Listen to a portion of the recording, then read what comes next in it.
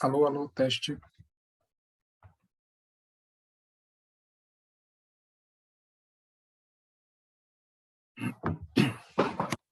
Bom dia a todas e a todos que se juntam ao nosso seminário hoje. Meu nome é Matheus, eu sou do Instituto Brasileiro de Defesa do Consumidor e gostaria apenas de dar início ao nosso seminário para convidar a coordenadora do nosso painel de hoje, a Ana Luza Bolívar Dallari. Ana Luza Bolívar Dallari é advogada, doutora e mestre em Direito pela USP, coordenadora do grupo de Health Techs e pesquisa clínica da Comissão Especial de Privacidade e Proteção de Dados da Ordem dos Advogados do Brasil de São Paulo, e pesquisadora do Centro de Estudos e Pesquisa de Direito Sanitário da USP, o CPDISA. Ana Luza, muito obrigado por ter se juntado a nós hoje. É um prazer ter você à frente da coordenação desse painel sobre inteligência artificial e saúde. A palavra está com você. Boa sessão a todas e a todos. Bom dia a todas e a todos. Como o Matheus mencionou, meu nome é Ana Luza. A honra é toda minha.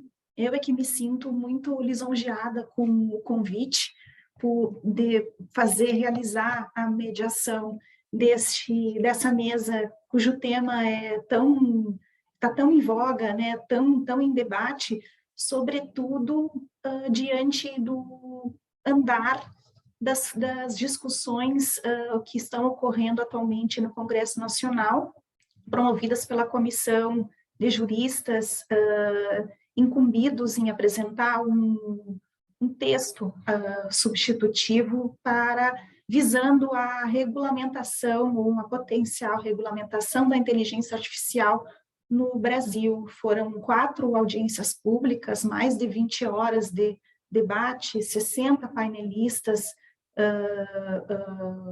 estudiosos do tema. Então, esse que é o terceiro dia, né, e mesa final do evento Direito à Saúde e Proteção de Dados Pessoais, Desafios e Potenciais, ele se encerra também com vistas a fazer uma abordagem relacionada à regulamentação da inteligência artificial, mas dentro da seara da saúde. Então, no primeiro dia, como foram 3 painéis, né, no primeiro debatemos questões associadas à digitalização da saúde e seu impacto para o acesso a medicamentos e para o setor farmacêutico como um todo.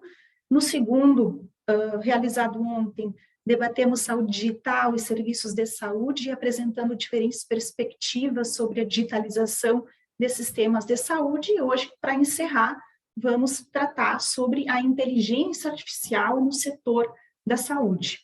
E para iniciar esse debate, eu tenho a honra de chamar para palestrar o Dr. Daniel Dourado, que é médico e advogado sanitarista, pesquisador do Instituto Droit et Santé da Université de Paris, da Universidade de Paris, pesquisador associado do Centro de Pesquisa em Direito Sanitário da Universidade de São Paulo, CPDISA USP, e atua em Direito Sanitário, Políticas de Saúde, Regulação em Saúde, Bioética e Saúde Digital. Daniel, como comentei durante os debates realizados pela Comissão de Juristas, falou-se muito em tipos e graduações da inteligência artificial, né? Como se não existe uma inteligência artificial, mas graduações, espécies de uma tecnologia em constante desenvolvimento, constante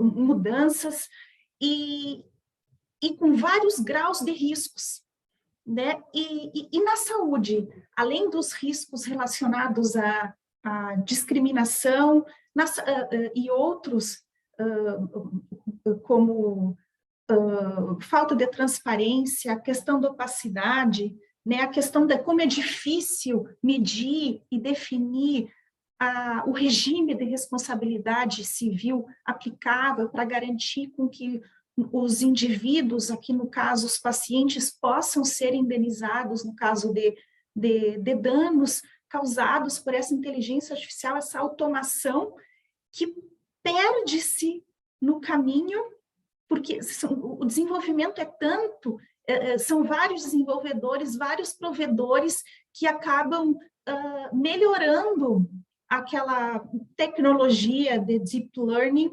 Na tua opinião, em termos de regulação na área da saúde, quais são os impactos, tendo em vista que os riscos podem ser até a própria vida, né? Como fila de transplante, diagnóstico errado, que não foi bem equacionado pelo médico. A palavra é toda tua e eu estou muito ansiosa para te ouvir.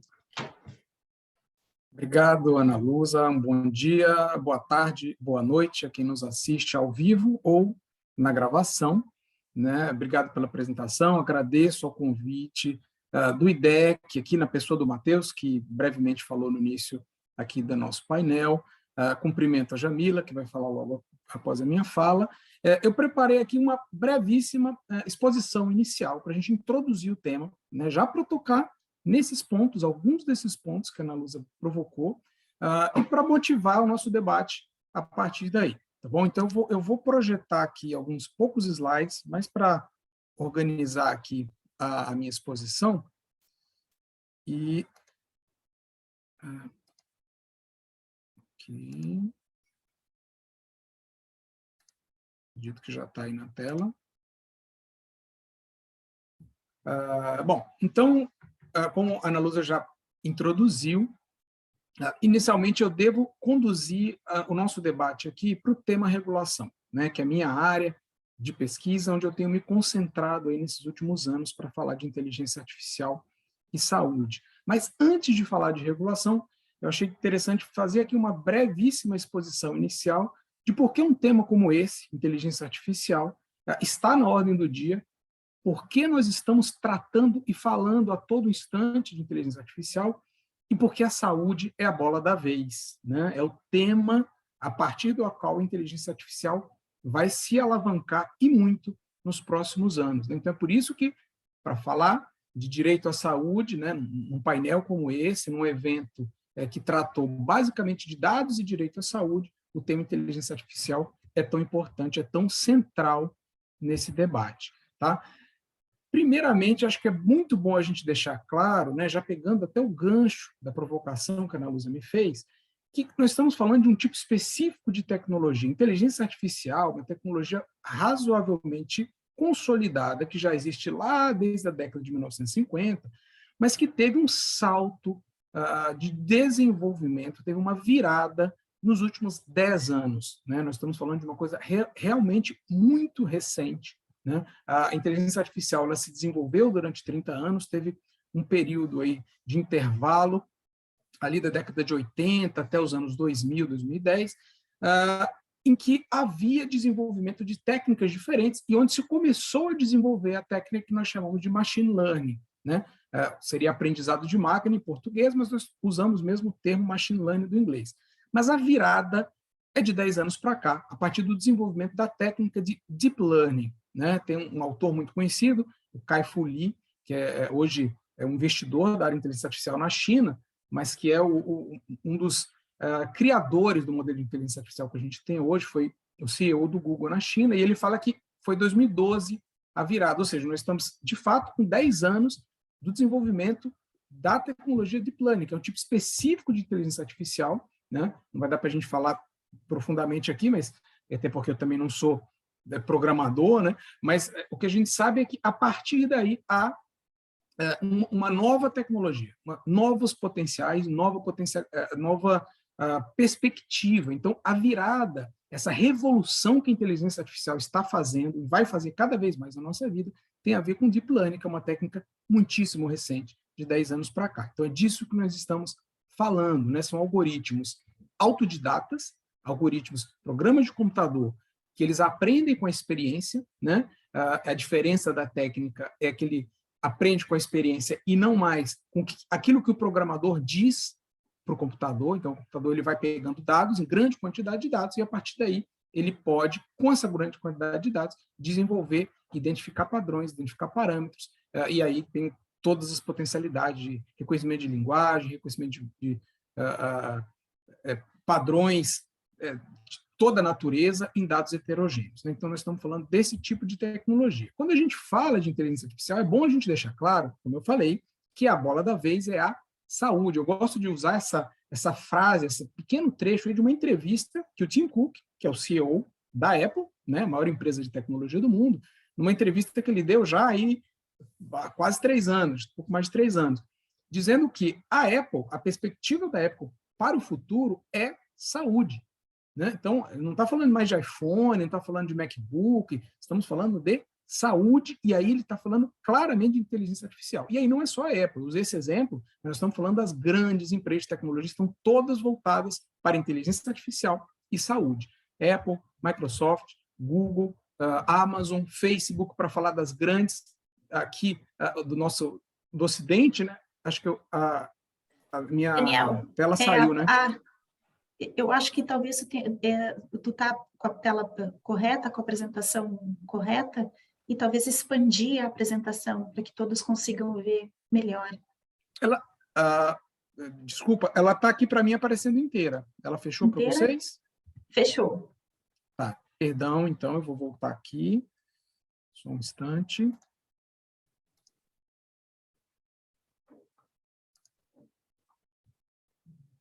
Vamos lá. Ok? Aparece? Daniel, Aparece. eu acho que nós estamos vendo a tela só reduzida, a gente não está vendo a sua tela cheia. Mas aí eu acho que é o pessoal que está fazendo aí que precisa ver, porque para mim está aparecendo cheia aqui. Aqui para mim ela aparece cheia. Mudou o slide? Vocês conseguem ver a mudança? Sim. Tá, para mim ela está aparecendo cheia. Daniel, bom dia, tudo bem? Bom dia. Você precisa só fazer o contrário. Antes de você compartilhar a tela, você deixa em modo apresentação PowerPoint, e aí você compartilha a tela de apresentação do PowerPoint. Ok. Eu vou interromper aqui para você fazer novamente. Ok? Perfeito. Agora sim, perfeito. Bom, desculpem aí, acho que falta de habilidade aqui no Zoom. Voltamos, então, para o que eu estava dizendo. Eu estava falando que aqui as empresas grandes de tecnologia estão voltando os olhos para a saúde. E aí, como eu disse, não é só Apple, Microsoft, Google, Facebook, Amazon, as grandes chinesas, né? Alibaba, Baidu, Tencent, estão todas as empresas voltando seus olhos para a inteligência artificial e, especialmente, inteligência artificial na saúde. E não é algo de interesse apenas das gigantes de tecnologia. Eu peguei aí uma fala da Sumia Swaminathan, que é a cientista-chefe da Organização Mundial de Saúde, falando justamente da importância da inteligência artificial para auxiliar na grande meta do sistema de saúde, que é a cobertura universal, né? E especialmente para os países de média e baixa renda. O que a OMS quer dizer é o seguinte, olha, até agora, a tecnologia sempre foi algo que encareceu o sistema de saúde. Com a inteligência artificial, nós temos, talvez pela primeira vez, um potencial da tecnologia baratear e oferecer oportunidade de cobertura universal. Então, nós estamos falando de algo que é, ao mesmo tempo, o tema do momento para as grandes empresas de tecnologia e também para a Organização Mundial de Saúde, ou seja, para uma perspectiva, e aí sim, por isso que nós estamos tratando desse assunto aqui, de ampliação e efetivação do direito à saúde. Então, é disso que se trata, e aí a importância de vincular esses temas e falar de inteligência artificial, tá bom? O tipo de inteligência artificial, como eu falei, eu não sou programador, mas assim, já li um tanto sobre o assunto para entender do que se trata. Nós estamos falando de Deep Learning, né, que é basicamente um tipo de programação que usa uma técnica usada rede neural, ou seja, são vários algoritmos interligados, inspirados num sistema nervoso, como se fossem neurônios, ou seja, ele entra os inputs aí, uma série de dados, né, e para isso são necessários computadores com grande capacidade de processamento e armazenamento de dados. Então, é por isso que o salto da inteligência artificial ela aconteceu, sobretudo na última década, em que os computadores ganharam capacidade de processamento e, principalmente, a possibilidade de processamento, transferência e armazenamento do que a gente chama de Big Data, né, dados em grande quantidade. Esses dados eles são associados, né? E aí é que está a grande diferença da tecnologia, diferente. Existem outras técnicas de inteligência artificial em que o programador ele dá o rótulo, ele mostra, por exemplo, de uma imagem, né? Ele vai lá, mostra para o computador reconhecer, sei lá, um gato. Ele vai lá e diz, olha, você vai reconhecer a orelha com tal formato, pelo assim, o olho assado, etc. e tal, né? E machine learning, ele usa, simplesmente ele dá foto, gato não gato, gato não gato. Então, quanto mais informação ele tem, o próprio computador é que ele vai dizer os parâmetros. Então, ele vai fazer isso, eu dei aqui um exemplo apenas, mas ele vai fazer isso para todo. Então, ele vai usar os dados e, a partir desses dados, ele vai inferir, né? É por isso que é aí a dificuldade também de entender, né, ali o algoritmo interior, é por isso que a gente muitas vezes fala de algoritmos de caixa preta, black box, porque eles são milhões de associações, que é humanamente impossível, de fato, compreender todas elas, né? E aí é que está o debate hoje em dia, para onde nós vamos compreender, mas isso tem implicações gigantescas em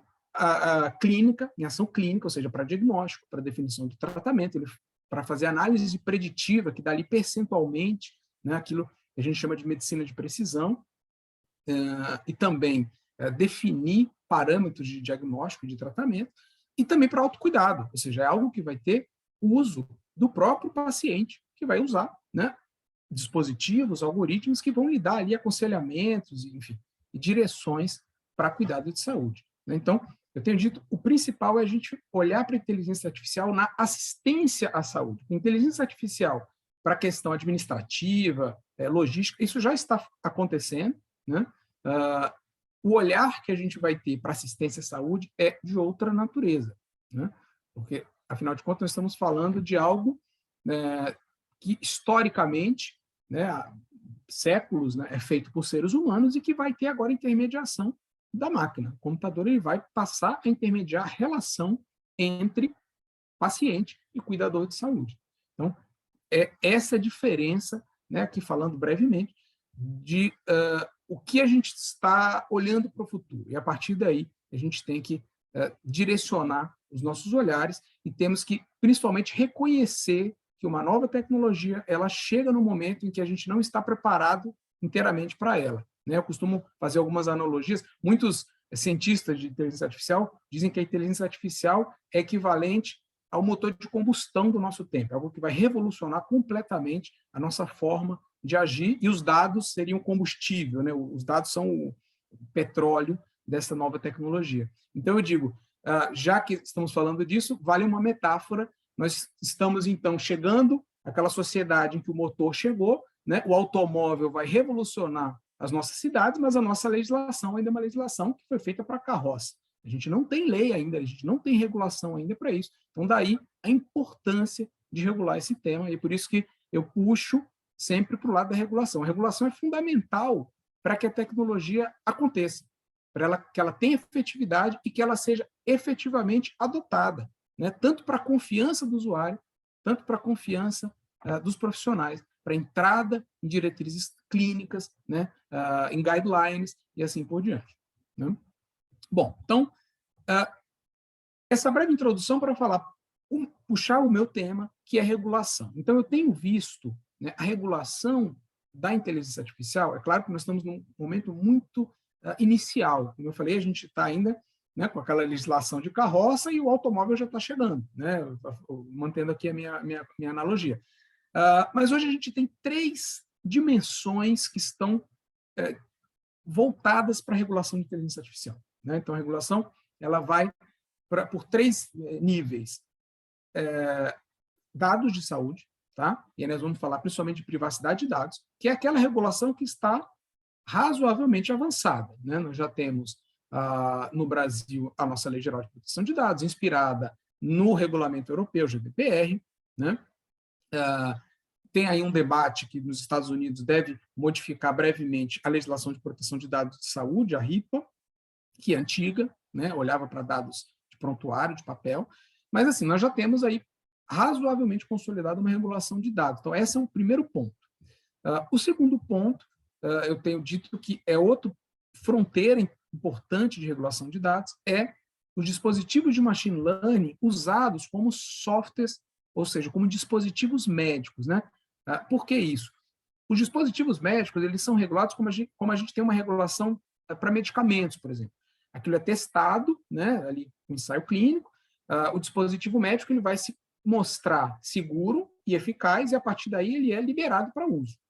Acontece que para o dispositivo de machine learning, especificamente para o deep learning, esse tipo de regulação que a gente usa para medicamento, né, para dispositivos atualmente existentes, ele não funciona, por conta daquilo que eu falei. O dispositivo ele vai ter um algoritmo. Daqui a 6 meses, aquele algoritmo não é mais o mesmo, porque o computador, como eu disse, ele é autodidata.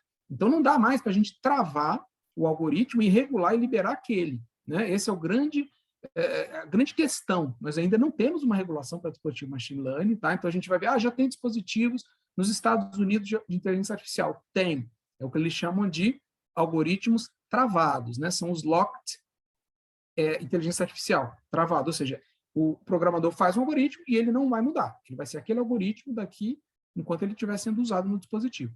Os dispositivos de machine learning, eles ainda estão sendo pensados como vai ser a regulação.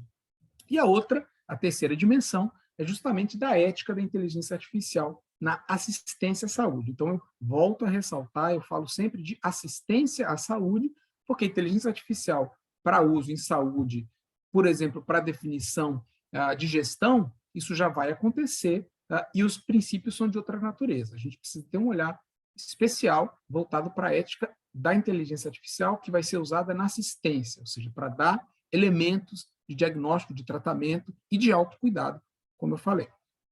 Bom, então, em que ponto nós estamos atualmente, né? Como eu falei, a regulação de dados é a que já está basicamente avançada, nós olhamos uma perspectiva de privacidade de dados, a gente vai ver que as legislações de proteção de dados, elas estão olhando justamente para a privacidade, olhando tanto de uma perspectiva aí, como mostra nesse artigo, né? Uma perspectiva consequencialista, ou seja, a gente quer manter a privacidade de dados, porque o vazamento de dados pode causar danos para aquele titular do dado, né? Discriminação, pode perder o emprego, pode ter um custo maior no seguro de saúde, assim por diante, né? E também do ponto de vista deontológico, ou seja, no nosso modelo jurídico, né, a própria violação em si, mesmo sem causar dano, ela já é algo que precisa ser combatido. Então, nós estamos olhando para a privacidade de dados e que, nos dados de saúde, a gente pode aprofundar mais aqui no debate, os dados de saúde eles são dados especiais, tanto quando foi criada a categoria especial de dado na legislação europeia, quanto na brasileira, que a gente chama, né? Os dados sensíveis são dados que eles têm um cuidado maior da legislação, né? As situações em que ele pode ser trocado, tratado, né, como a gente diz, compartilhado, usado, etc., por quem detém o controle daqueles dados, são situações mais específicas e definidas em lei, tá bom? Ou seja, a regulação de dados é um ponto fundamental da inteligência artificial. E por que isso? Porque os dados, como eu disse, são combustível da inteligência artificial, né? Isso, aliás, é um ponto de debate muito relevante hoje das grandes empresas, onde o desenvolvimento tem sido feito, porque a China, que está chegando no nível, e alguns autores dizem que em breve deve ultrapassar as empresas norte-americanas em capacidade de desenvolvimento de algoritmo de inteligência artificial, porque esse é um ponto importante.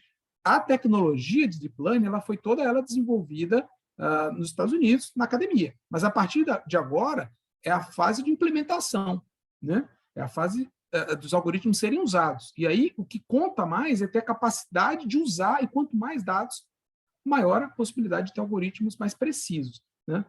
E a China tem uma regulação de dados muito menos rígida, menos rigorosa do que isso que eu mencionei aqui, europeia, mesmo norte-americana e brasileira. Então, esse é um debate importante que está sendo feito ainda para o desenvolvimento de inteligência artificial, mas, como eu falei, é onde a gente já tem mais avanços no ponto de vista da regulação. Os dispositivos, como SAMD, né, que é a sigla para aquela expressão, né, Software as Medical Device, eles, como eu disse, têm a dificuldade de regular esses algoritmos que estão em movimento. Eu gosto de usar uma analogia, né? É como se eu estivesse tentando acertar um alvo que se move, né? Então, não dá para você travar a regulação como a gente faz com medicamento, como dispositivo. Esse debate está sendo feito hoje no Fórum Internacional, hoje, digo, nos últimos principalmente 2, 3 anos, no Fórum Internacional de Reguladores de Dispositivos Médicos, que é um fórum internacional que tem reguladores do mundo todo.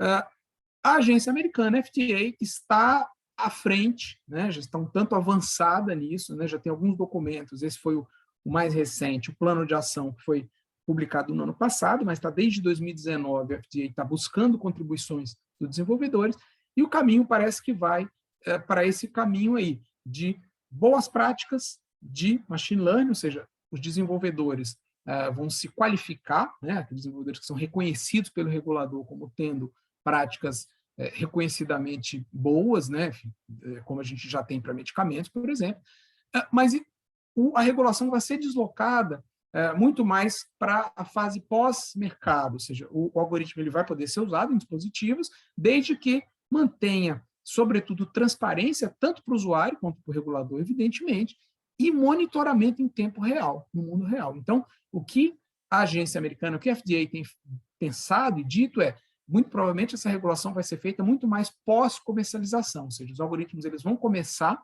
até porque não dá tempo de tentar regular muito antes, isso é muito rápido e uma regulação demora para acontecer, e ela vai ser feita no mundo real, ou seja, vai ser algo que vai deslocar muito a responsabilidade para o desenvolvedor.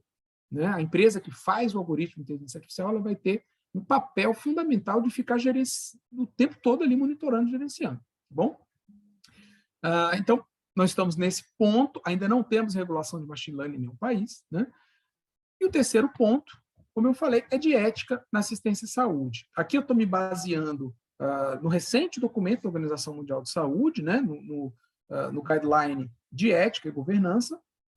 A Organização Mundial de Saúde está atualmente trabalhando, deve ser publicado em breve, um guideline também regulatório, né, para as agências reguladoras, deve sair, acho que até o final do semestre, mas esse já foi uma boa noção da direção que a Organização Mundial de Saúde está tomando. Então, alguns princípios, eu coloquei aí, dei uma resumida, porque nos textos do OMS colocam nomes grandes para os princípios, mas basicamente são 6 princípios éticos que devem ser observados, né, a partir da visão do OMS, porque a gente tem hoje, como eu disse, muito autorregulação, né, as empresas criam códigos de ética ali internos das empresas, dos desenvolvedores, né, e há muito uma regulação privada, né, a gente não tem legislação ainda, algo que tenha enforcement, né, a gente não tem legislação específica, tem um tanto de soft law ali, né, legislação mais direcionada, alguns guidelines, e muitos são privados. Então, são esses princípios que a Organização Mundial de Saúde tem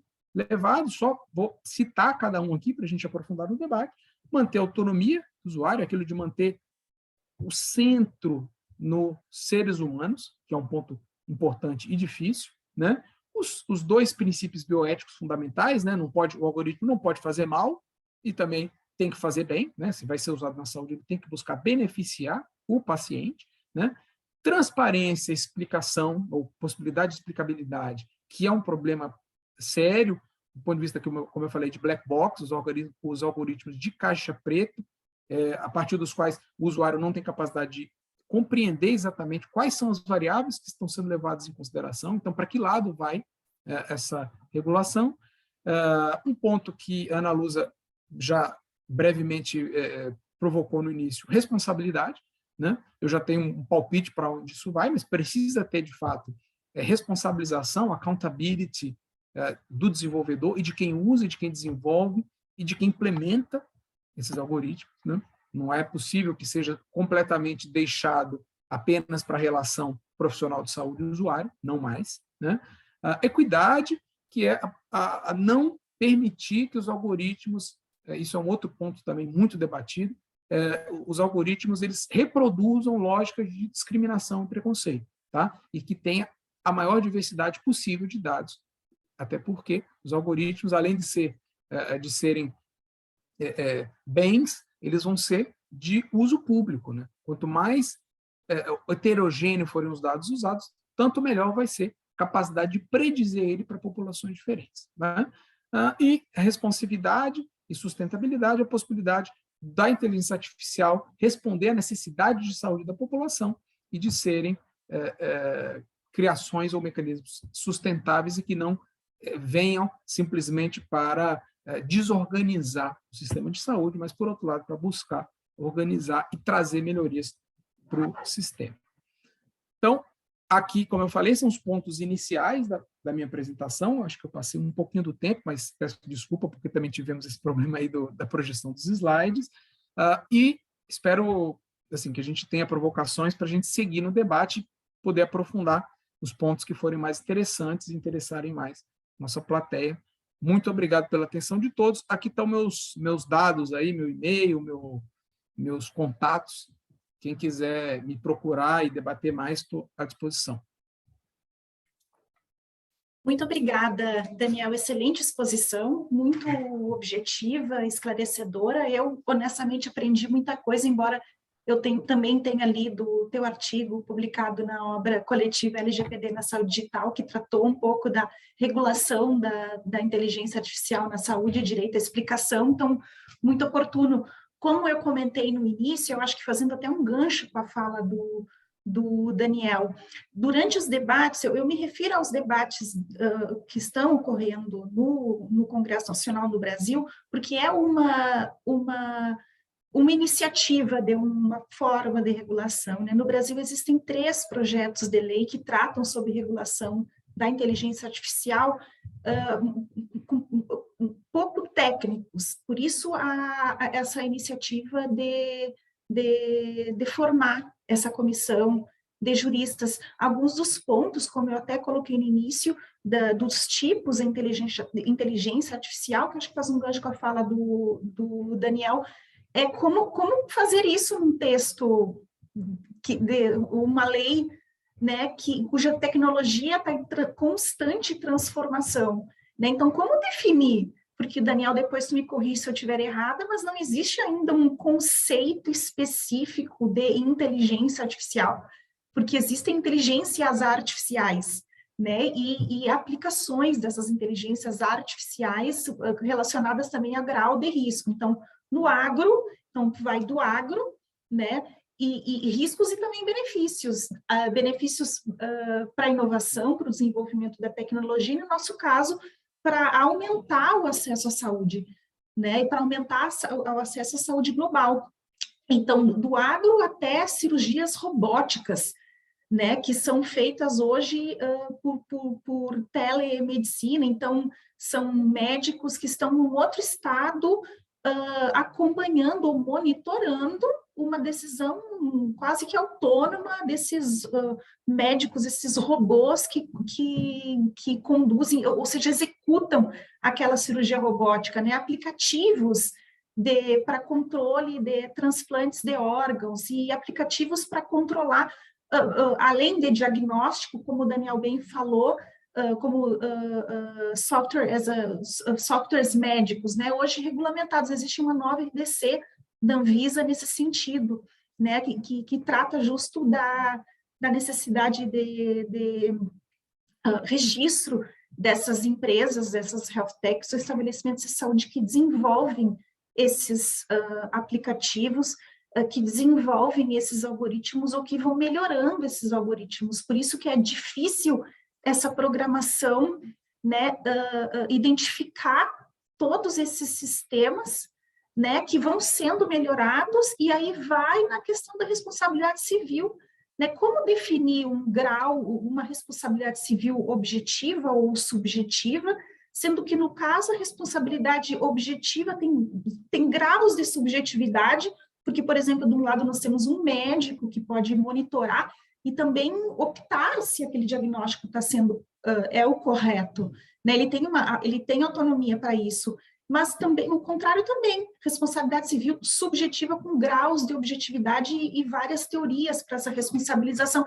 Como responsabilizar esses provedores, esses desenvolvedores desses algoritmos que algumas vezes como eles já existem, eles são programados com perfis, por exemplo, só usando dados de homens, e que podem resultar numa decisão automatizada misógina, racista, mas também os benefícios, né?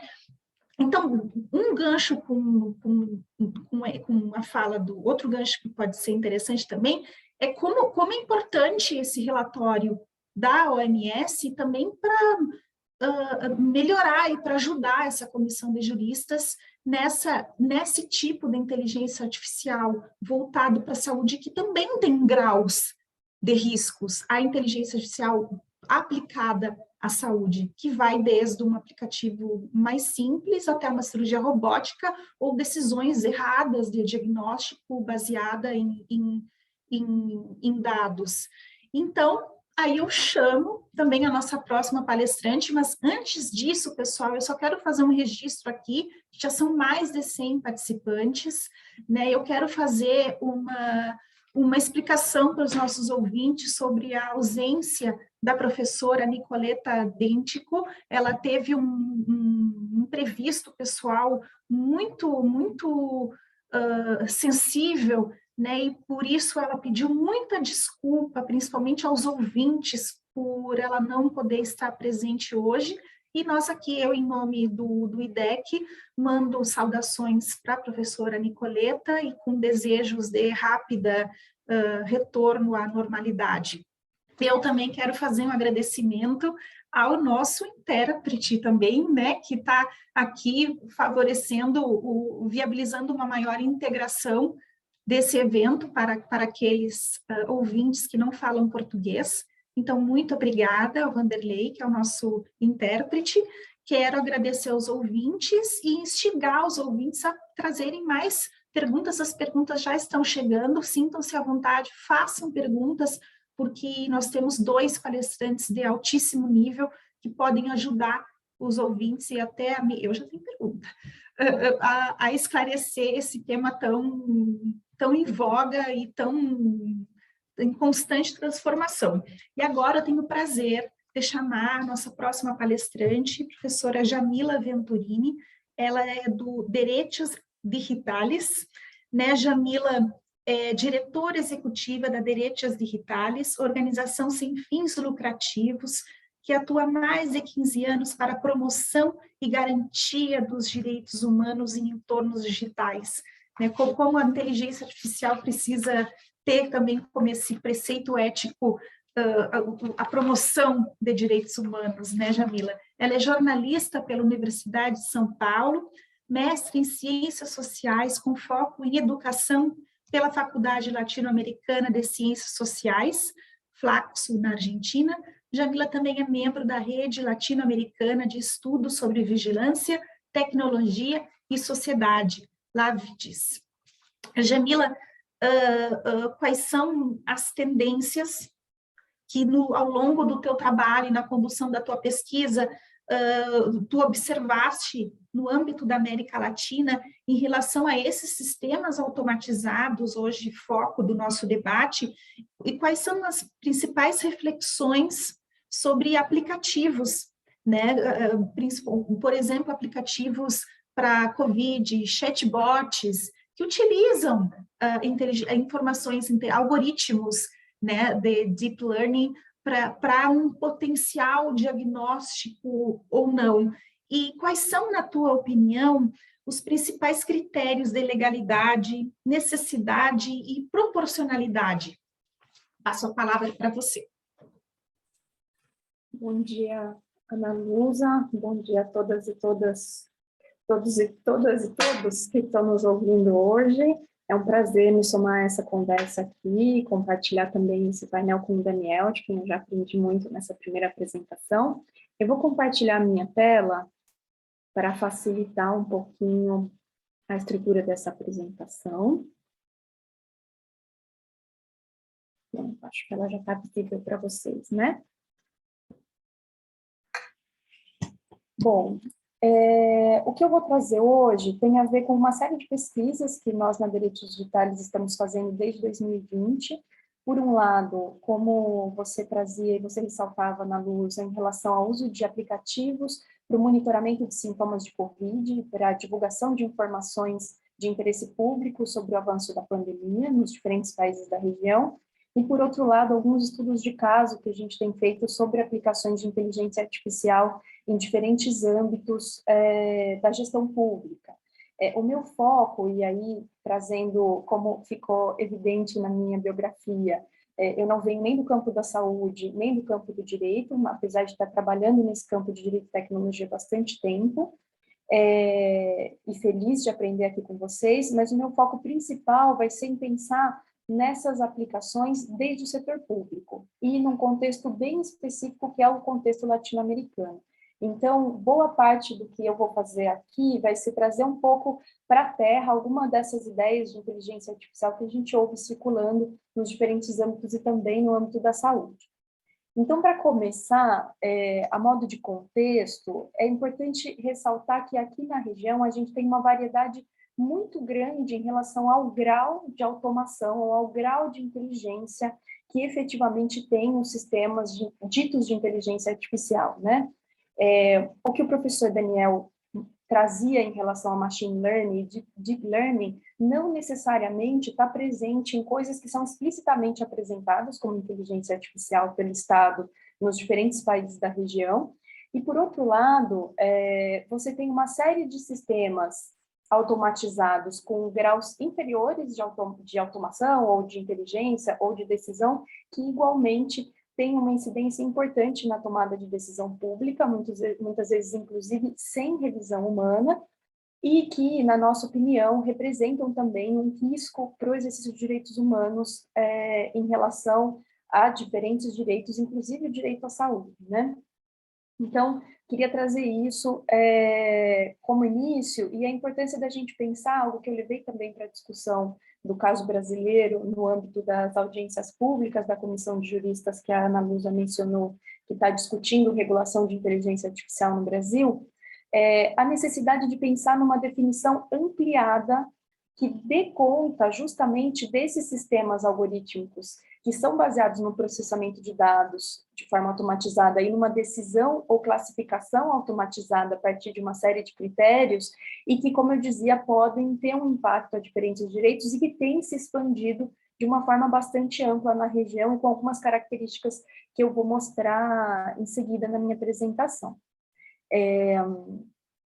De todo modo, eu acho que também tem uma contribuição importante em relação a essas reflexões que eu trago a partir dessas análises, que é que os problemas que a gente observa na decisão sobre a adoção desses sistemas, digamos, mais simples de inteligência artificial, esses sistemas automatizados mais incipientes, elas também tendem a se reproduzir quando se trata da adoção de sistemas, digamos, mais sofisticados, que incorporem esses elementos de deep learning que foram apresentados antes.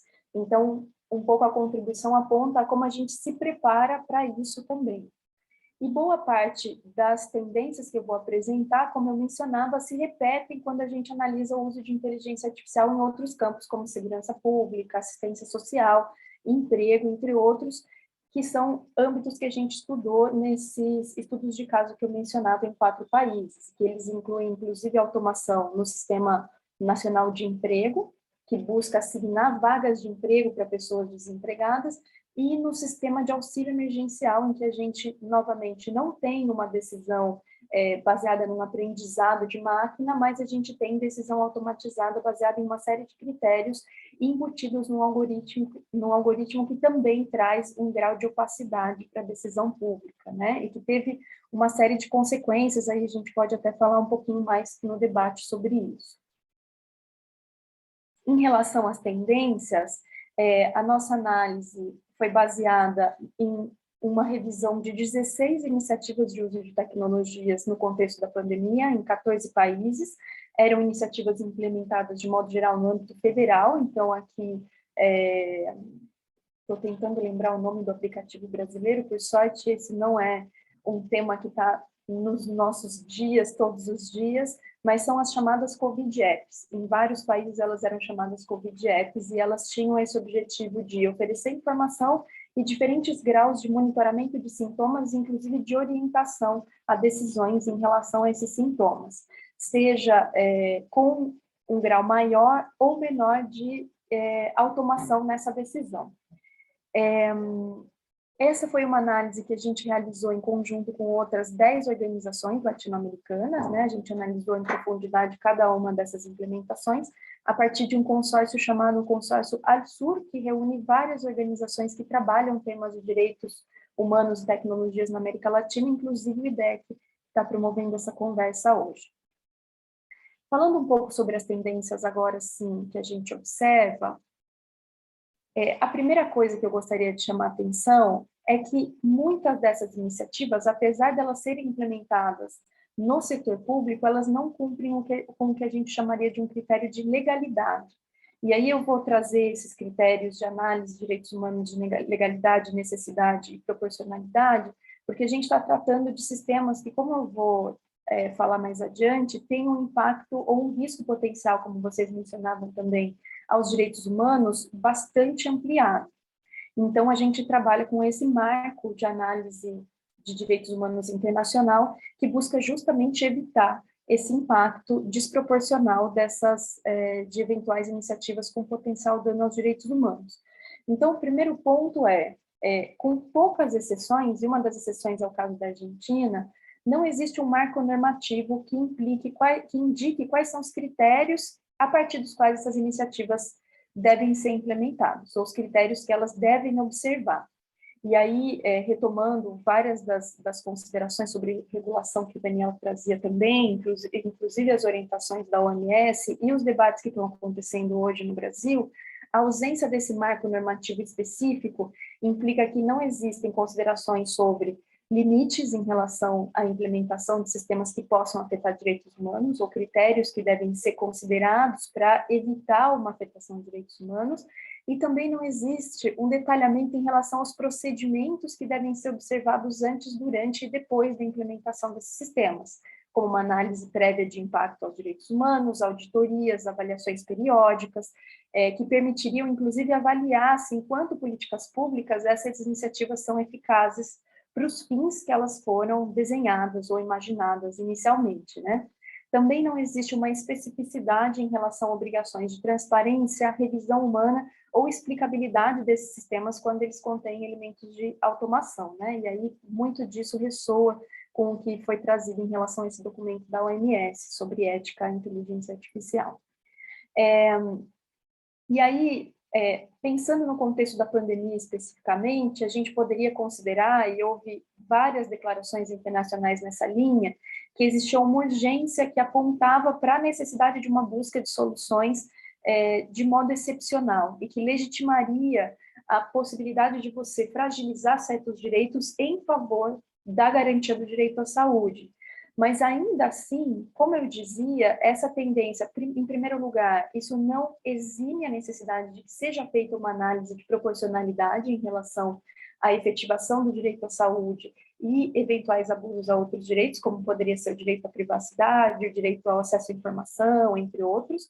E, por outro lado, essa é uma tendência que, como eu disse, ela não acontece somente no âmbito das aplicações de Covid, ela também acontece em outros contextos de aplicação de políticas públicas, inclusive em que esse critério de urgência não se aplica. Então, me parece que isso aponta a uma questão um pouco mais profunda sobre o modo de uso de tecnologias, de implementação de tecnologias no setor público na nossa região.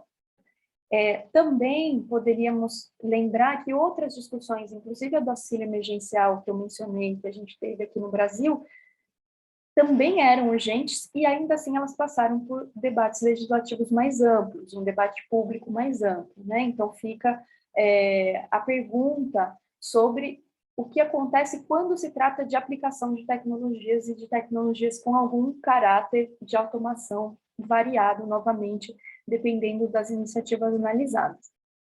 Então a gente não viu também nenhuma tendência, um cumprimento com um debate ampliado, seja legislativo, seja um debate público ampliado antes da implementação, nem a um debate que aconteça depois da implementação, a partir de uma avaliação periódica ou a partir de uma auditoria, né? A gente também observa limitações bem sérias em relação à transparência, e aí a gente poderíamos estender muito nisso, mas essas limitações elas acontecem em síntese em dois níveis. Por um lado, a obtenção de informações públicas sobre o uso de inteligência artificial no setor público ainda é um desafio permanente.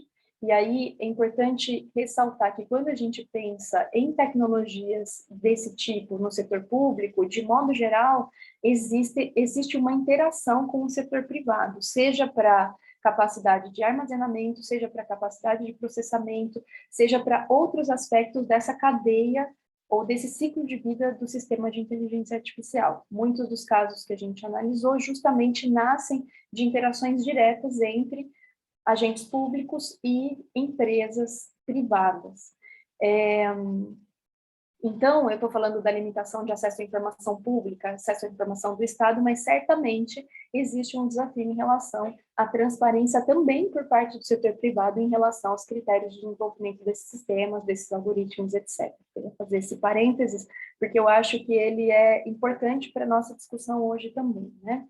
Então, a gente, inclusive, faz uma relação entre que os mesmos desafios que existem quando se trata de obter informação sobre a aquisição e uso de tecnologias de vigilância, por exemplo, sistemas de intrusão, sistemas de software de intrusão em dispositivos celulares, como ficaram conhecidos os casos do Hacking Team, os casos do Pegasus, ou sistemas de reconhecimento facial, por exemplo, que tem um potencial impacto muito grande sobre o exercício de direitos fundamentais. Nesses casos também de uso de tecnologias durante a pandemia, a gente obteve também uma situação em que vários argumentos eram utilizados para negar os pedidos de acesso, inclusive argumentos, às vezes, de segurança nacional e esse tipo de coisa. Por outro lado, numa outra camada da transparência, a camada que tem mais relação com a proteção de dados, a transparência como um princípio da proteção de dados, a gente observa que, em muitos casos, não existem informações suficientes às usuárias sobre quais são as entidades envolvidas no tratamento de dados e o papel que elas cumprem nessa cadeia, e, por outro lado, quais são as limitações para esses usos. Se eu consigo ter informação de que um governo de determinado país se aliou com uma empresa desse mesmo país ou uma empresa internacional para desenvolver uma solução tecnológica que está sendo implementada e promovida amplamente nesse mesmo país, entre a população, eu não consigo saber que papel cumpre cada parte, ou quando o papel dessa entidade privada deixa de existir, por exemplo, né? Então, se uma entidade desenvolve essa tecnologia, isso foi muito comum durante a pandemia, e a gente até observou o caráter positivo disso, né? Você observar como a sociedade, de modo geral, frente a uma situação de urgência, rapidamente consegue desenvolver soluções tecnológicas para responder a um determinado problema. Não necessariamente essa relação está totalmente transparente, ou as condições dessa relação estão totalmente transparentes para as pessoas que vão confiar seus dados, inclusive dados sensíveis de saúde, a essas aplicações ou essas tecnologias, né? E aí, avançando um pouquinho mais sobre essas tendências preocupantes, a gente poderia dizer que existe também uma falha sistemática com relação aos critérios de necessidade e proporcionalidade, que também podem afetar direitos fundamentais, né? Em primeiro lugar, as iniciativas que foram implementadas, elas carecem de evidências de que são as mais indicadas e as mais eficazes para dar conta de um determinado problema. No caso da pandemia, como você controlava o avanço da Covid-19, né? E aí eu vou passar para um próximo slide só para trazer uma informação adicional de que alguns governos se apressaram, por exemplo, em implementar os mecanismos de alerta automatizado sobre exposição ao vírus, sem se atentar a estudos científicos que estavam sendo lançados sobre qual a permeabilidade ou qual o quanto de pessoas deveria estar utilizando aquele sistema para que ele fosse eficiente para os fins que ele se pretendia, que era alertar pessoas que eventualmente estiveram próximas a pessoas infectadas com o vírus.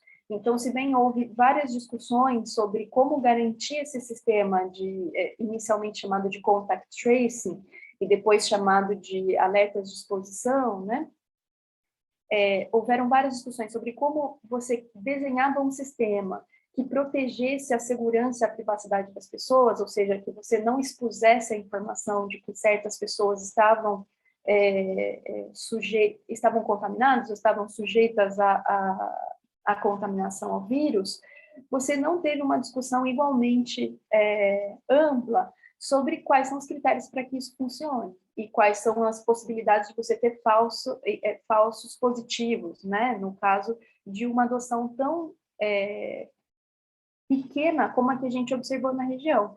E aí imaginar que apenas em 3 países, no fim de 2020, a gente tinha uma adoção desses sistemas, que se propunham como um sistema nacional, unificado, etc., de 20%, em muitos desses países você tinha critérios de obrigatoriedade de uso do sistema, por exemplo, no caso da Argentina, para você poder trabalhar fora da sua casa, se você se você cumpria um papel oferecendo algum serviço essencial, por exemplo, você precisava utilizar o sistema e fazer uma série de testes que estavam nesse sistema. Então, isso incentiva que as pessoas adotem um sistema numa proporção mais ampla. Nos outros países em que isso não necessariamente estava presente, junto com desigualdades de acesso às tecnologias, por exemplo, você tem uma adoção muito pequena, quase ínfima da população a esses sistemas, de 1 a 3%, segundo os dados que a gente analisou ainda no final de 2020. Então, voltando aqui um pouquinho, além dessa falta de evidências, isso se soma ao que eu mencionei brevemente, uma ausência de estudos de impacto em direitos humanos, nem antes, nem durante a implementação, o que impediu que houvesse uma compreensão sobre se esse sistema que estava sendo utilizado era o mais adequado, ou se ele era excessivamente intrusivo e, eventualmente, haveriam outras alternativas a serem consideradas, ou, inclusive, sobre as medidas de mitigação que permitiriam reduzir esses riscos, né, a exposição a esses riscos. Então, isso a gente também não viu presente, de um modo geral, nas iniciativas que a gente analisou, tanto no âmbito da Covid-19, quanto essas iniciativas apresentadas como de inteligência artificial em outros setores que eu mencionei, e tudo isso, novamente, sem falar da ausência de espaços de monitoramento e de participação durante toda a cadeia de implementação dos sistemas. Então, para começar a trazer algumas reflexões para a continuidade da nossa conversa, o primeiro ponto que eu queria trazer tem a ver com que o fato de que esses sistemas, nos casos que a gente analisou, como eu disse, foram 16 implementações de aplicativos para COVID, mais 6 sistemas de inteligência artificial analisados na região, na maioria desses casos, e a grande maioria, os sistemas eles são apresentados como gratuitos ao setor público. No entanto, o fato de que eles sejam, em teoria, gratuitos, e aí eu faço uma pausa para mencionar que a gente não sabe com certeza, como eu dizia, quais são as transações em relação ao acesso a dados que estão por trás desses sistemas, então essa gratuidade pode ou não vir acompanhada de transações de dados que ficam opacas também para a cidadania e que implicam também geração de valor para as empresas que eventualmente tenham acesso a esses dados e também não consideram gastos que podem ser derivados da implementação. Então, o sistema é gratuito, ele é doado ao setor público, mas você tem todo um dispêndio público para a implementação, para o acompanhamento daquele sistema, né? Sempre você tem um compromisso ali do outro lado. Então, ainda que eles sejam, em teoria, gratuitos, ou que eles sejam adotados no contexto de urgência, como da pandemia, na linha do que eu dizia antes, isso não exime os estados da responsabilidade de prestar contas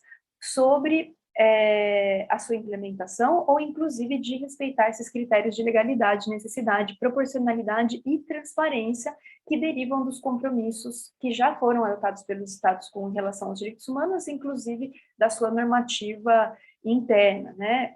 O Daniel mencionou a questão das leis de proteção de dados, e a gente poderia falar também das leis de acesso à informação, que em muitos casos não necessariamente são observadas, ou elas são observadas de uma forma expansiva em relação à possibilidade de não acesso, nesse caso dessas implementações, né? E esse é um ponto que ele foi também reconhecido, ele foi reiterado por vários especialistas internacionais durante a pandemia, principalmente no ano de 2020, e de maneira explícita pela Comissão Interamericana de Direitos Humanos na resolução número 1 de 2020, que eu recomendo também a revisão de quem estiver interessado. De modo geral, a nossa análise parece apontar a uma concepção generalizada de que a decisão sobre o uso de tecnologias no âmbito público, inclusive num contexto sensível como o contexto da saúde, ela é exclusivamente administrativa e não carece de debate ou de prestação de contas públicas. Ao mesmo tempo, a gente tem uma percepção tecno-otimista, quando não tecno-solucionista, de que as tecnologias sempre representam avanços. E para quem está acompanhando as discussões no Senado brasileiro, no âmbito da Comissão de Juristas, esse foi um ponto de grande discussão. A tecnologia, ela não é neutra e ela não sempre resulta em benefícios sociais. Tudo depende de um contexto de aplicação. E quando se trata de parcerias público-privadas, como na maioria dos casos que a gente analisa, parece ainda ter uma sensação de oportunismo. O que eu quero dizer com isso? A decisão de uso de uma certa tecnologia, muitas vezes, ela é baseada na disponibilidade dessa tecnologia, na oferta dessa tecnologia, e não necessariamente numa reflexão ou num planejamento prévio adequado e que dê conta das diferentes etapas de implementação. E isso não só representa riscos aos direitos humanos, como também parece refletir uma gestão pública pouco efetiva, pouco eficiente, né? Uma vez que você não tem os mecanismos de controle, de acompanhamento adequados sobre o uso desses recursos públicos, sejam de maneira direta, no caso da aquisição de tecnologia, seja de maneira indireta, na linha do que eu falar. Então, novamente, né, minha intervenção inicial, ela se centra num contexto de aplicação bem específico, e que busca justamente trazer mais evidências para as nossas conversas sobre o que tem se chamado inteligência artificial na América Latina, como tem se implementado sistemas ditos de inteligência artificial na América Latina em diferentes contextos, mas me parece que tem algumas lições que podem ser extraídas daí e que também podem nos ajudar a pensar no âmbito da saúde. Eu ressaltaria certamente o que tem a ver com a realização de análises prévias de impacto em direitos humanos, e essas análises, elas devem dar conta tanto de identificar os benefícios de um determinado sistema, mas também os riscos que ele pode gerar e como fazer um balanço nesse sentido no momento da implementação. A gente precisa recordar também que os vieses desses sistemas, e se a gente pensar sistemas biométricos como sistemas de reconhecimento facial, que têm sido extremamente questionados no âmbito internacional, eles já se apontam erros que podem ir se reproduzindo em toda uma cadeia, e os erros começam desde as bases de dados. Então, uma questão que a gente precisa certamente se dedicar a pensar é até que ponto os nossos estados na América Latina possuem bases de dados ou possuem um sistema de governança de dados que permita a automação por meio de sistemas algoritmos que aí sim adicionam novos caráteres de opacidade. Finalizando agora, aqui vou lembrar novamente, há uma série de desafios que persistem no Brasil e na América Latina quando se trata de proteção de dados, em particular de proteção de dados da saúde. Muitas dessas iniciativas que a gente analisou afetam justamente os direitos de proteção de dados pessoais, o direito à privacidade. O acesso indevido a esses dados, eu tenho certeza que isso foi alvo das discussões dos dias anteriores, seja por agentes maliciosos, seja por atores governamentais ou econômicos, cuja atuação é pouco transparente ou regulada, pode gerar consequências não só no nível individual, como também a nível social. Uma vez que as discriminações que derivam desse acesso indevido, elas podem implicar um incremento das desigualdades sociais e apontar justamente na direção contrária àquela que a gestão pública, o interesse público deveriam apontar. Além de se perguntar sobre as características dos sistemas de inteligência artificial em si, questões relativas à preparação dos marcos normativos e das instituições para fazer uma supervisão efetiva da implementação, elas são centrais quando a gente pensa nesses estudos de impacto. Então, não basta ter uma lei de proteção de dados se você não tem um marco institucional capaz de fazer a supervisão da aplicação dessa lei, tanto no âmbito público como no privado, e aí muitos dos estados latino-americanos estão muito incipientes, não nos esquecendo de que a América Latina é uma grande consumidora de tecnologias, mas não é uma grande produtora de tecnologias, isso coloca a gente num lugar específico nessa discussão. E aí, essa provocação, afinal, sobre até que ponto esse ciclo ou essa cadeia de falta de supervisão, falta de monitoramento e falta de transparência não acirra uma situação de desconfiança em relação ao Estado e, eventualmente, em relação às tecnologias, que pode colocar a saúde pública em risco ainda maior. É isso que eu queria trazer hoje para a nossa conversa. Aqui estão os meus contatos e algumas referências que eu usei. E, novamente, obrigada ao IDEC e a todas as organizadoras pelo convite. Muito obrigada, Jamila. Impressionante como é oportuno e como é necessária a tua fala para abordar também a região, né? A formulação do aplicativo, isso é muito interessante, desenvolver um aplicativo, a pandemia ela enalteceu a necessidade de acelerar a transformação digital da saúde, né? Muitos estabelecimentos de saúde, né, inclusive o setor público, precisou buscar alternativas para viabilizar a continuidade da assistência do paciente e o acesso à saúde no momento em que os pacientes precisaram, a população, né, precisou ficar em isolamento. Né? É interessante que desenvolver um aplicativo não é simples, porque são várias as tecnologias necessárias para fazer como a gente chama, atrás do balcão, o protótipo.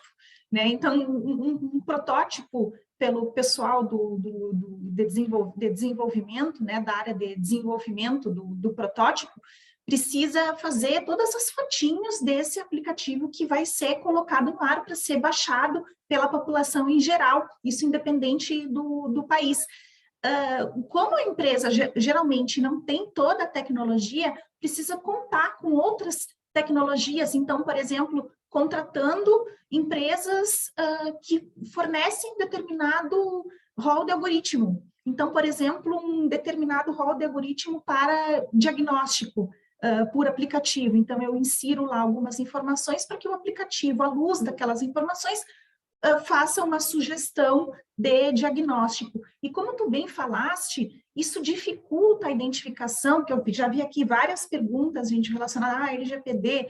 Então, isso dificulta a identificação nessa ecossistema tão complexo de quem é o operador, quem é o controlador de dados, né? Então, quem é o co-controlador e a linha de tratamento do paciente, porque às vezes, dependendo da jornada do paciente, aquele agente, ele é controlador e depois ele é co-controlador. Então, eu recebo uma base de dados, eu trato, eu devolvo essa base de dados. No aplicativo, isso é bem complexo, Jamila, porque, como tu comentaste, começa já no início. Então, eu baixo o aplicativo, eu já coloco meus dados cadastrais para poder acessar aquele aplicativo. Depois, eu coloco ali meus dados pessoais, meus dados de saúde, para poder receber aquela informação. E não só existe a vulnerabilidade do paciente, como titular de dados e como paciente, mas também a questão da opacidade, né? Porque a própria empresa que oferece, desenvolve aquele aplicativo, não consegue identificar todos esses desenvolvedores e todos esses atores envolvidos para oferecer aquela solução. Então, muito interessante, eu gostei muito da tua fala.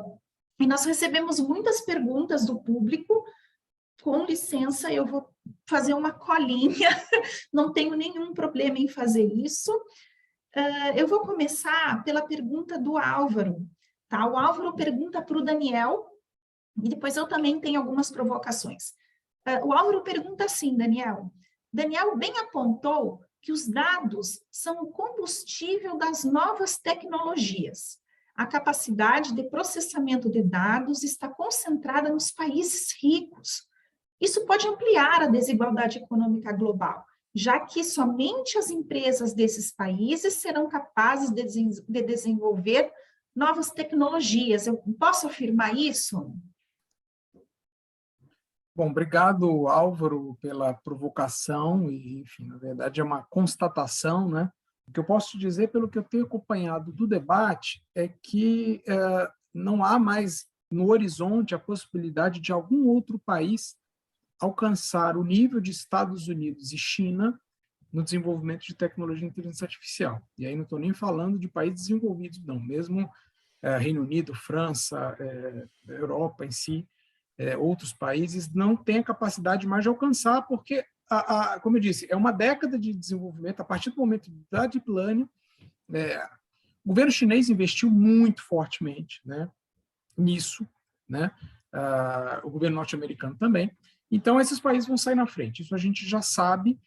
Agora, o que acontece é que vai haver uma demanda e uma necessidade das empresas desenvolverem as tecnologias também nos países em desenvolvimento. Por que eu digo isso? Tem estudos, vários já, publicações mostrando que mais da metade dos dados usados em algoritmos de inteligência artificial até hoje, eles são feitos em cidadãos norte-americanos ou chineses, né? Exatamente porque são feitos nesse país. E isso deixa os algoritmos menos eficientes do que eles poderiam ser. Então, vai haver uma pressão muito grande e as próprias empresas vão buscar desenvolver algoritmos em outros países, né? Porque eles vão querer vender. O Brasil é um mercado gigante, né? Então, essa necessidade vai existir, não por benevolência das empresas, evidentemente que isso não vai acontecer, mas porque vai haver essa necessidade de diversificar o mercado de dados e também o mercado de algoritmos. Então, isso vai criar uma janela de oportunidade.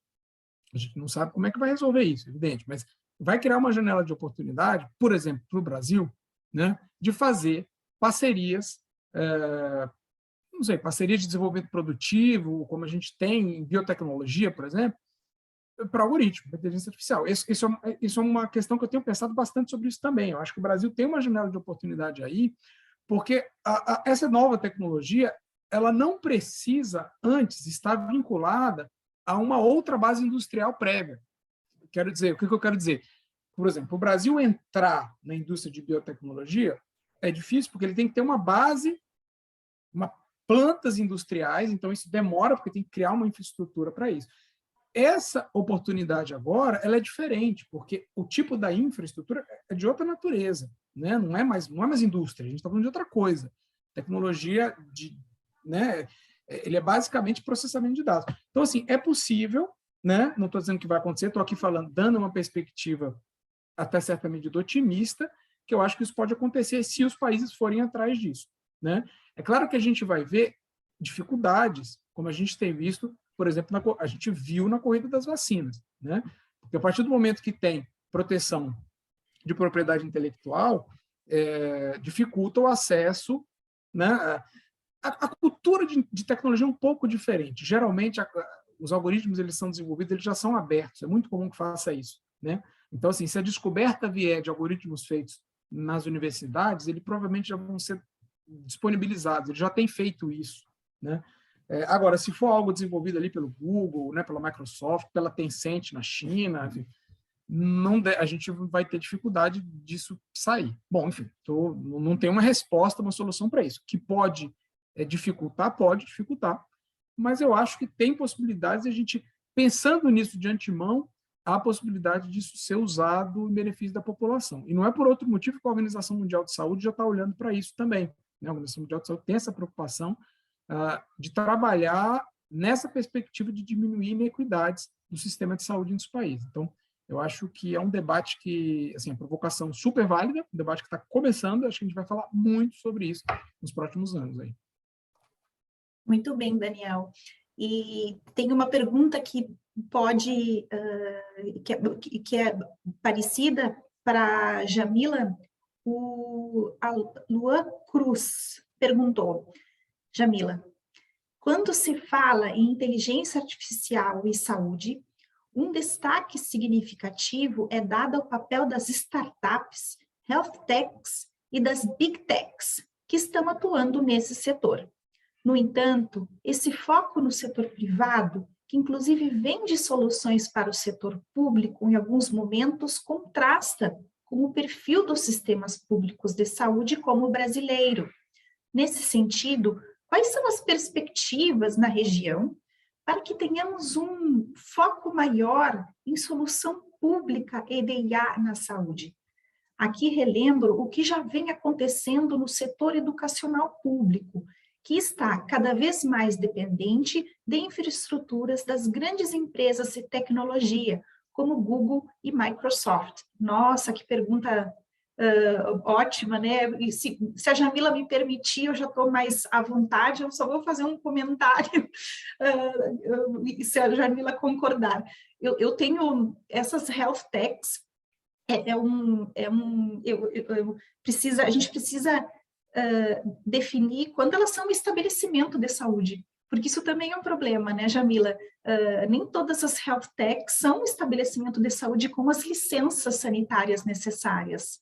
Inclusive, licenças sanitárias necessárias para até pleitear os registros desses softwares que utilizam, no fim, inteligência artificial, ou que se enquadram como um software médico, como o Daniel falou, perante a Anvisa ou outra autoridade regulatória, né? Então, acredito que com a RDC, que depois tem uma pergunta nesse sentido, da Anvisa, que aprofunda a regulação do software médico, e isso fica mais importante, né? Porque essas health techs e big techs que acessam dados de saúde, porque elas fornecem a tecnologia, porque ela tem acesso a esses dados, mas elas não são um estabelecimento de saúde. Vai ter que ter uma corrida aí nesse sentido para regulamentar também esse aspecto. Portanto, eu estou muito ansiosa aqui para aprender contigo. Eu também, viu, Luan?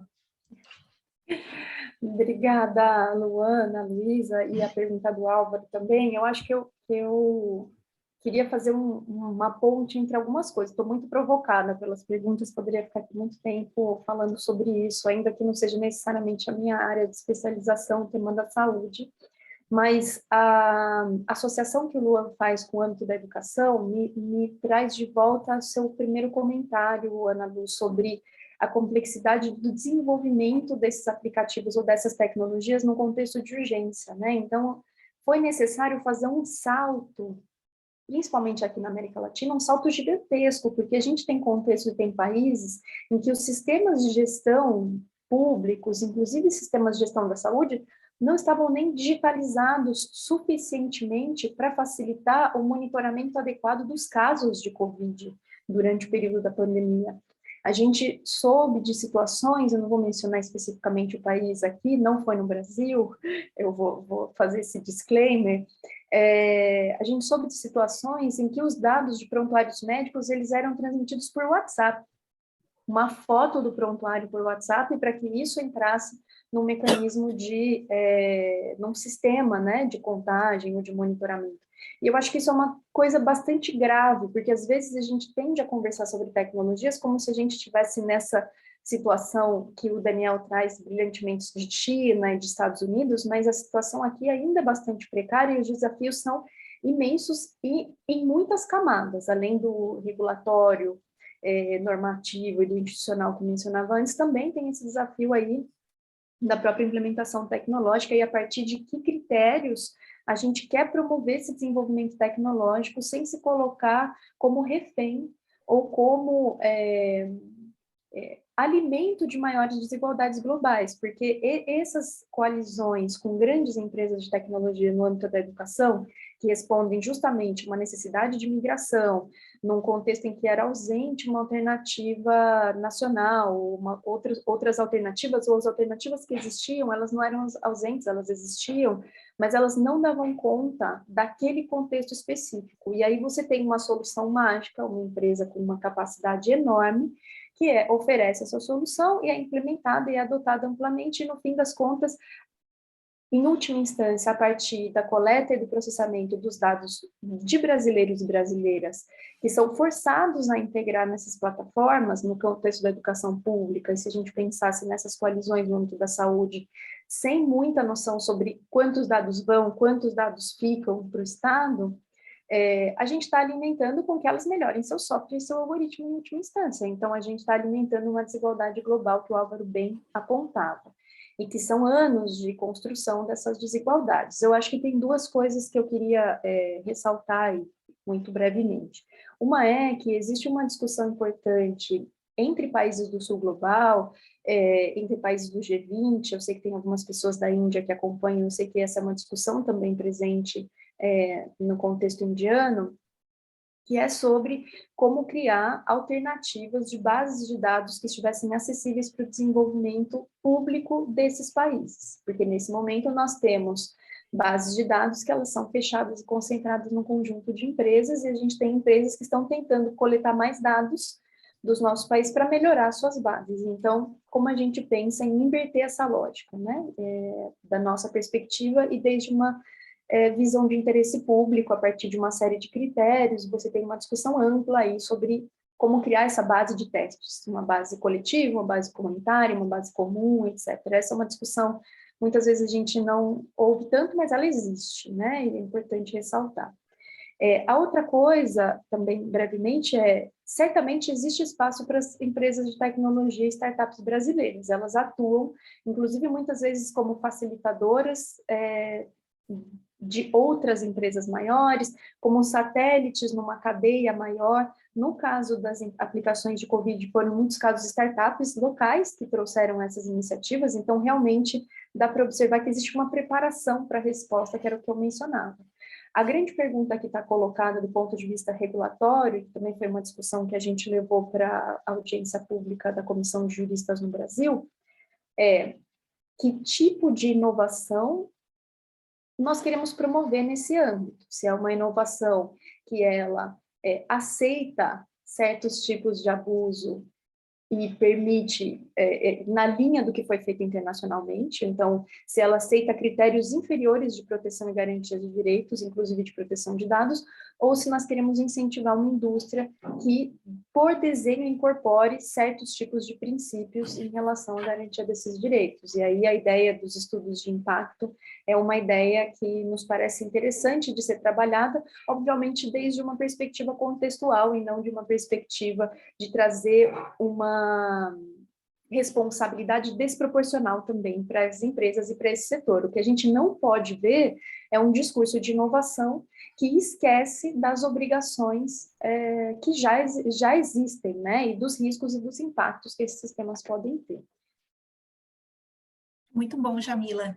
E antes de passar para as duas perguntas, também me ocorreu outro ponto que eu acho que pode ser interessante para os ouvintes que não têm, talvez, a vivência prática de desenvolvimento de aplicativos e softwares médicos, né? Eu trabalho exatamente com isso. O tráfego de dados e o acesso a dados, ele, além de também ser manual, né, que é estarrecedor que isso ainda existe, a enfermeira tira uma foto do prontuário e manda para o WhatsApp da operadora, o PEP, né, que é o prontuário eletrônico do paciente, fica aberto no hospital, e aí o próximo médico entra e consegue abrir, ou o PEP aberto, em que não é fechado para, restrito para o profissional de saúde envolvido na assistência à saúde daquele paciente. Esse tráfego de dados ele é simultâneo, né? Antes a visão, pelo menos que eu tinha, até mesmo como estudiosa acadêmica, era de um tráfego de dados por envios, né? E não, esses aplicativos, eles utilizam plataformas, então Google Analytics, taggings, né, tagueamentos, cookies e outras maneiras de fazer o monitoramento também do perfil comportamental daquele paciente, né? Então, essas empresas, por exemplo, uma plataforma que emite documento eletrônico, documento médico eletrônico. Eu não estou falando mal das startups, nem criticando. Em todos meus artigos, eu sou a maior defensora da importância das startups, das health techs, né, mas faltam, sim, alguns equacionamentos, talvez relacionados com a própria necessidade de regulamentação da LGPD na área da saúde, né? E agora mais ainda relacionada à saúde digital. Então, essas ferramentas ou plataformas de coleta de dados simultâneo que a gente precisa estudar e talvez se aprofundar um pouco mais, até o nível ético disso, né? E a base legal para isso, porque como eu comentei, são empresas privadas, como o próprio Google, que acessam essas informações simultaneamente, porque não é um envio, elas já têm dashboards e janelas do lado delas com essas informações, recebendo essas informações. E a primeira pessoa que eu li que falou perfil comportamental, que é o petróleo do momento hoje, além de dados, é analisar o perfil comportamental em saúde, foi o próprio Matheus Falcão. Então, eu vou passar para as duas próximas perguntas, que nós já estamos chegando ao fim, portanto, eu peço para os ilustres palestrantes que eu poderia ficar aqui até 2025, porque eu amo esse tema. Nós vamos tentar aqui ser rápidos, que já estamos nos aproximando no final. O Luiz Gonçalves, ele fala assim, Daniel, fiquei um pouco surpreso, se eu entendi bem, com a indicação da FDA de regulação após implementação.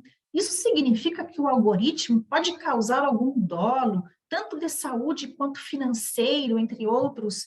Se a regulação pode ocorrer após o dolo, eventualmente ele não poderá ser reparado? Eu entendi direito? Então, eu peço aqui o mais rápido possível que tu puder ajudar aqui o Luiz Gonçalves. E aí depois eu vou passar, Daniel, porque eu acho que já dá para responder também, é que nós falamos em software médico, né? Ele pergunta aqui, seria a RDC 657? Isso, Bruno, é a RDC 657. E eu passo, então, retorno a palavra para o Daniel para as últimas considerações. Bom, a primeira pergunta do Luiz, eu acho que ele quis dizer o dano, né? E não o dolo, porque se a gente falar de dolo, nós estamos falando de outra coisa, né? Nós vamos falar de responsabilidade penal, de responsabilidade civil por dano voluntário. Acho que ele quis dizer um dano. Olha, é possível, assim, não sei se eu entendi muito bem a construção dele, mas eu quero dizer o seguinte, a questão é, não tem um modelo possível de responsabilização como a gente usa hoje. Como é que é a cadeia de responsabilização civil que a gente usa hoje na saúde? A gente usa responsabilidade subjetiva o profissional, então o profissional ele é responsabilizado se ele tiver alguma conduta inadequada, se ele for imprudente, né, imperícia, negligência, aquela história. E o prestador de serviço ele tem responsabilidade objetiva, né, é o risco do negócio dele. Bom, acontece que, a partir do momento do algoritmo ser implementado, aquilo vai se incorporar na rotina do profissional. Muito desenvolvedor fala, e eu já tive debates com desenvolvedores, eles falam, não, mas o algoritmo ele vai dar análise preditiva, quem vai tomar decisão vai ser o profissional de saúde, vai ser o médico lá. Bom, acontece que o profissional de saúde que toma essa decisão, ele vai tomando como um dado de realidade. Assim como a gente não questiona, hoje em dia, o algoritmo do Google Maps ou do Waze, quando ele fala para você ir por tal caminho, você pode até questionar 2, 3 vezes, mas na terceira você percebe que ele sempre acerta mais do que você. O profissional de saúde vai tomar aquilo como verdade, como toma hoje um dado de um exame clínico, né? Se numa UTI, você pede o dado lá de eletrólito do paciente, vem lá um sódio baixo, um potássio baixo, você vai repor o eletrólito, falando aqui para o pessoal que é da área da saúde. Você não vai, será que a máquina errou? Não. Então, assim, a questão aí não tem como você responsabilizar depois por conta daquilo que eu falei. O algoritmo ele vai mudar. Então, se eu disser assim, esse medicamento é seguro, como a gente faz hoje, e se tiver algum problema, você vai buscar depois. Mal comparando, né, não é a mesma coisa, enfim, uma analogia que me ocorreu aqui agora. Como funciona com vacina, por exemplo? Vacina, a gente tem testes de segurança e eficácia, mas a gente nunca é capaz de saber todo o dano possível que pode ser causado. Por quê? Porque você testa a vacina no estudo fase 3 com, 40, 50, 70 mil pessoas. Bastante, um estudo gigante, fase 3 de vacina. Na hora que você vai implementar para 70, 80 milhões de pessoas, 100, 200 milhões, agora, não sei quantos bilhões de pessoas. Então, obviamente que vão surgir efeitos que você não sabia. Então, isso é um dano que é possível de acontecer. No algoritmo, o que se pretende é minimizar. Como é que vacina não tem uma resposta única, tá? Nos Estados Unidos, por exemplo, eles têm um fundo, né? É um fundo de reparação imediata, que se você comprovar que o dano foi causado, ele vai lá e você recebe, para evitar processos, se arrasta. No Brasil, a gente não tem isso. Cada caso é um caso. A ideia é que o regulador, de pronto, ele reconheça que aquele desenvolvedor tem boas práticas, ou seja, é um desenvolvedor que é bom, ele tem um histórico bom, e ele vai monitorar aquilo. Então, assim, o dano pode acontecer? Pode acontecer, né? Mas ele vai ter que ser minimizado e vai ter que ser monitorado pelo desenvolvedor, por quem é responsável pelo algoritmo. E aí, isso é uma coisa que não está dada ainda. Quem faz o algoritmo, por exemplo, o hospital que comprar um algoritmo e implantar, ele também vai ter algum nível de responsabilidade, né? O próprio regulador, a partir do momento que ele vai liberar, ele vai ter, enfim. Então, isso não está dado, tá? Mas só para deixar claro, o que a FDA está fazendo é a saída possível. Eu aqui tomando como resposta que ele não está falando de dolo, está falando de dano, pensando, né, dano no sentido civil mesmo, algo que deve ser indenizado, tá bom?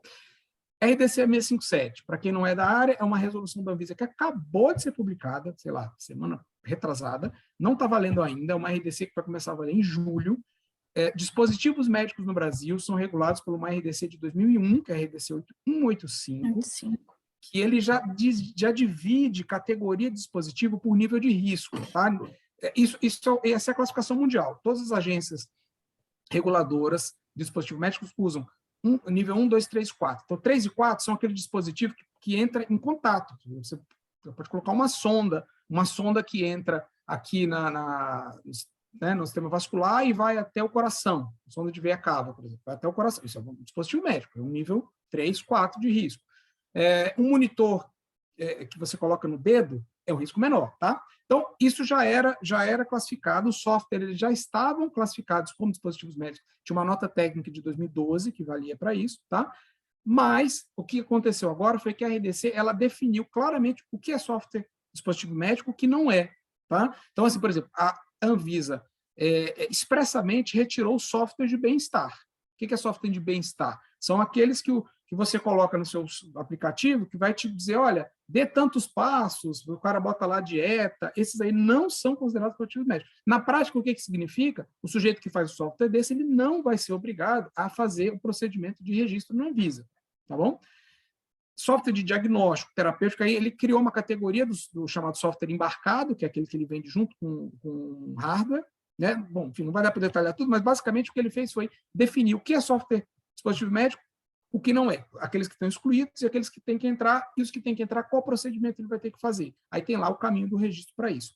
A RDC 657 não trata ainda de inteligência artificial. Inclusive, a expressão inteligência artificial sequer consta da RDC 657, tá? Ela não é ainda para isso. A Anvisa já reconheceu isso na audiência pública e na análise de impacto que foi feita. Inteligência artificial vai ficar para o futuro. Exatamente porque, como eu falei, nenhum país regulou isso ainda, então isso é algo que vai acontecer. Então, ela é uma regulação inicial de AMD conforme já existia, na verdade, ela só melhorou a regulação, que já existia para software, software já era dispositivo médico no Brasil, mas inteligência artificial ainda não. A gente vai esperar ainda para que isso aconteça no futuro. Bom, espero que eu tenha respondido as duas aí, tentei ser o mais breve possível. Se eu não tiver outra intervenção, agradeço mais uma vez o convite do IDEC, Ana Lúcia pela mediação, Jamila por dividir aqui comigo, foi um prazer aprender com vocês. Obrigado quem fez pergunta e estou à disposição, deixei meus dados aí nas redes, me procurem que eu estou sempre à disposição para debater sobre isso. Um abraço a todos.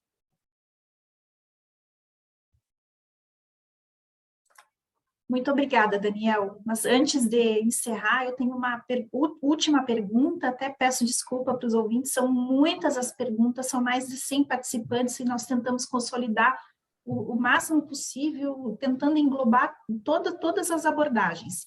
Jamila, vocês encontram diferenças significativas no Brasil em termos de transparência sobre decisões automatizadas em relação aos outros países? A própria existência da LGPD não deveria levar a isso? Talvez o Daniel também possa colaborar um pouco na explicação, eu também. Jamila, passo a palavra para ti. Obrigada, Ana Lúcia. Certamente, a gente observa uma diferença bem importante em relação à LGPD brasileira e o marco normativo em outros países. A nossa lei ela está bastante mais atualizada e a gente teve o privilégio de fazer a primeira lei, Tem sempre um lado bom e um lado ruim disso, né? A gente ficou muitos anos sem ter uma lei unificada sobre proteção de dados, mas a gente teve a chance de adotar uma lei geral de proteção de dados depois ou durante o processo de discussões da nova regulação europeia sobre proteção de dados, absorvendo as melhores práticas em relação às mais novas tecnologias. Então, a gente tem uma normativa que é mais atenta a esse ponto. Acho que o artigo de referência nesse sentido é o artigo 20. Queria ressaltar que houve uma relativa perda do que era o artigo 20 na lei originalmente aprovada, e depois que você teve os vetos presidenciais, a medida provisória e a nova lei de proteção de dados, né? Então, inicialmente o artigo 20 previa a revisão de decisões automatizadas por uma pessoa natural, e depois o por uma pessoa natural foi retirado do caput desse artigo, e isso faz bastante diferença. Muito brevemente, Ana Lusa, no caso do auxílio emergencial que eu mencionei anteriormente, o que a gente tem é uma decisão automatizada, algorítmica, a partir de um algoritmo desenvolvido pelo DataPrev para definir quem seriam as beneficiárias daquele auxílio emergencial, e dentre as que já não eram beneficiárias do programa Bolsa Família na época, e esse mecanismo gerou muitos erros, muitas negativas, não havia informação suficiente de que era um mecanismo automatizado, não haviam canais suficientes para dar conta dos questionamentos àquela decisão, e o que acontecia muitas vezes é que você não tinha um canal administrativo para fazer essa revisão. Quando ela era feita de novo pelo mesmo algoritmo, ela não previa uma revisão humana que pudesse analisar todas as bases de dados que davam conta disso, e isso gerou uma sobrecarga no sistema judicial por conta de que as pessoas estavam sendo prejudicadas por aquela decisão por conta de bases de dados desatualizadas, dados equivocados ou errôneos, e uma série de coisas, e por isso, de novo, a questão que eu trazia sobre governança de dados como uma questão central quando a gente fala de tudo isso. E a última observação, retomando algo que eu já falei, certamente a gente tem um avanço importante em relação a outros países na adoção da LGPD, porém, a gente ainda tem instituições que não têm uma cultura de implementação de um sistema ou de um mecanismo de proteção de dados de forma abrangente. E isso em outros países existe um pouco de forma mais madura. A gente também tem uma autoridade nacional de proteção de dados com pouca independência para supervisionar justamente o que é feito pelo setor público. E aí, ressaltando que a nossa análise é uma análise do que acontece no setor público, e aí nós temos muitos desafios ainda em relação a obter uma preparação melhor para fazer essa revisão, essa supervisão, e que aí passa por vários âmbitos, mas queria ressaltar isso, né? Se por um lado a lei, a norma, ela é mais avançada que em outros países na região atualmente, a gente tem só a norma equatoriana como uma norma mais recente, também adotando excelentes práticas, as instituições são mais recentes e ainda tem um caminho adiante para poder implementar essas boas práticas. E também aproveito para agradecer pelo convite, aprendi também muito com vocês, Ana Lusa e Daniel, obrigada, IDEC, de novo, espero que a gente tenha outras oportunidades de continuar essas conversas, certamente são muitos os desafios pela frente, a gente tem toda a disposição de continuar aprendendo e compartilhando o que a gente vê em outros contextos com vocês. Muito obrigada, Jamila. Eu tenho só um comentário final também, fazendo um gancho com a Jamila. Eu virei quase palestrante nessa mesa, tão apaixonada que eu sou pelo assunto. O Ministério da Saúde é o órgão que mais coleta dados pessoais sensíveis no Brasil.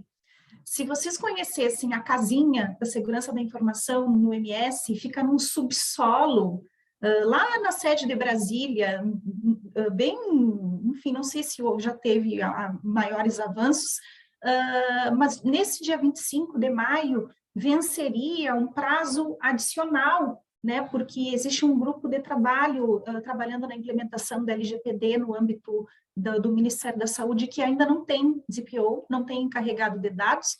Ontem, anteontem, eu não quero falar informação errada, tornou-se público mais um ataque cibernético realizado contra os sistemas do DataSUS, que saiu do ar mais uma vez. Não vi nenhuma manifestação adicional do NPD nesse sentido, não vi o ministro da Saúde a público dando explicações sobre o teor desse ato criminoso potencial, ou esclarecimentos adicionais a respeito, mas agora, dia 25 de maio, vence esse prazo para esse grupo de trabalho apresentar um plano de implementação, né, que eu estou curiosa para ler, mas isso estamos sem sistema no Brasil, sendo que o Conect SUS coleta, inclusive pelo aplicativo, dados de quase 90 milhões de brasileiros. Esse é um fórum aberto, não poderia deixar de dar um último pitaco. Não sei se os palestrantes têm alguma última consideração a fazer, senão eu vou declarar esse incrível painel como encerrado, agradecendo mais uma vez ao IDEC, agradecendo principalmente os palestrantes, o Vanderlei, que fez a tradução, e o nosso público também, que ultrapassou 100 pessoas e acompanharam o painel de hoje, esse evento que foi um grande sucesso, uma duração de 3 dias, e multinacional. Então, muito obrigada, IDEC, pela oportunidade de debater em alto nível esse assunto relacionado à área da saúde. Algum comentário final para os palestrantes? Então, eu declaro encerrado. Muito obrigada. Uma ótima tarde aqui para todos e fiquemos, então, em contato. Muito obrigada.